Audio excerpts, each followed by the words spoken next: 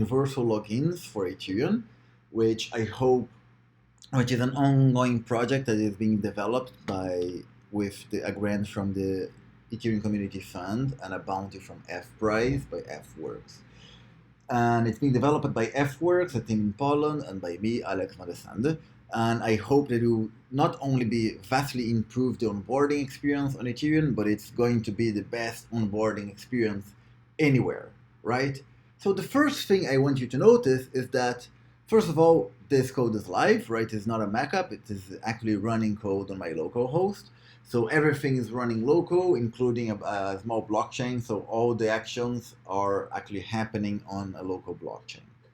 So the first thing I want you to notice is that there's almost nothing there, right? It's very simple. All you have is a field asking you for a username. That's on purpose because I want any app to be able to adopt universal logins. So the idea here is that you can have any layout, any color, any style, as long as you ask the user for a username that is either something that's going to create or it's already existing, then it will work for you, right? So let's start by trying that. So the first thing I'm going to do is I'm going to type a username, and you can see it says Alice. And Alice there's no username, so it already creates like a alice.mylogin.f, which is an ENS username. And it sees that there is no such user anywhere, so it suggests you to create that user. And later you can even select other domains, and then later we are gonna check what is this connect option. So first let's do a create one. First thing it does is that it creates an Ethereum address for you. So this Ethereum address is not a simple Ethereum account, it's actually an Ethereum contract. And it's an Ethereum contract that has been deployed, but we could do it that you can already have the address and we can deploy it later if you wanted using counterfactual deployment. I'm going to talk about that in a future video. The other thing I want you to notice is that you just received 20 clicks and you can do some extra tasks and you have some more clicks. So click is just a token that we are creating for the demo. Universal Logins works with any Ethereum token, doesn't matter, and even like more than one.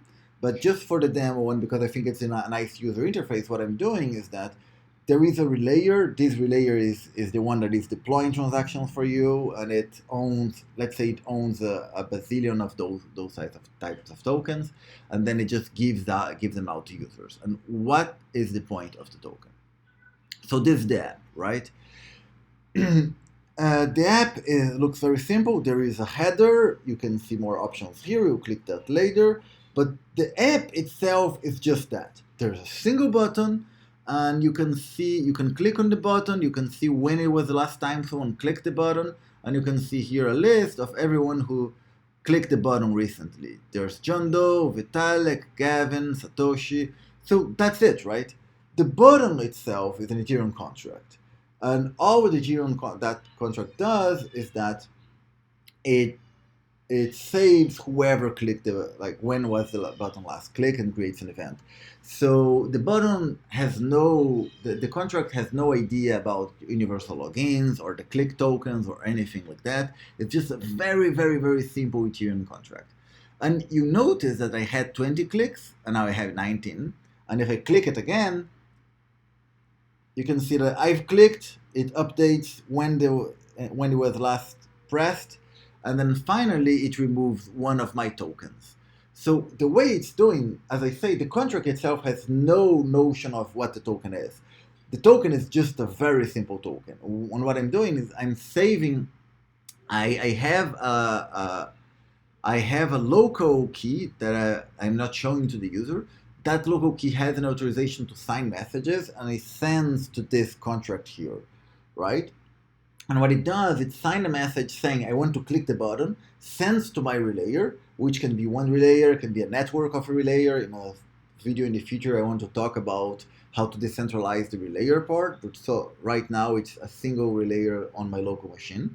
And the message tells you, it's basically saying, look, I want Alice to click the button, and I'm gonna pay you 1 token. And because the relayer is connected to it, it's programmed to accept 1 token in order to do this action. But wait, I mean, you can see that I haven't done, like, I haven't saved anything, I don't have any Ether, but I am already interacting with Ethereum blockchain, and I think that's fantastic. But then, how does it work? Where are my keys stored? Right now, your key is stored just on the browser, which is not very secure, so we want you to have at least a secondary device. So let's do that. Let's add a secondary device.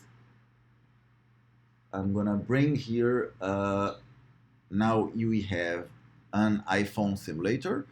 Of course, this is not a, you can suppose that this is how a real iPhone would work.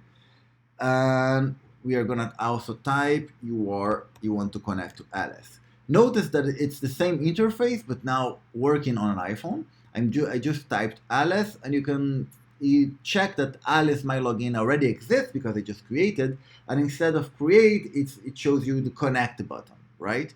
What does the connect button do, right? I'm clicking connect. When I'm clicking connect, I'm asking for a request. You can see here that I just received a notification on my computer, and if you notice, this little ball here just pinged saying, look, there's a new message here. There's a login attempt. And if you click here, you can see that there was a login. Here it shows where it was, the address, a lot of small things. And you can now approve or accept, right? You can deny it or you can accept the request. And when you accept it, automatically it logs your iPhone in. And I think that's fantastic because you didn't need to type any password, you didn't need to type your email, you didn't need to go through like a recovery email thing. You're already logged in both your iPhone and your browser. And anything you do here, it's going to be reflected on both devices. So I'm going to click here on the iPhone, and you're going to see that it's not only showing here, it's showing also here. It's showing on both devices. And remember that when one of the options when I was trying to log into Alice, I'm not sure if you noticed, was not only a connect, but also restore connection. What does a restore mean?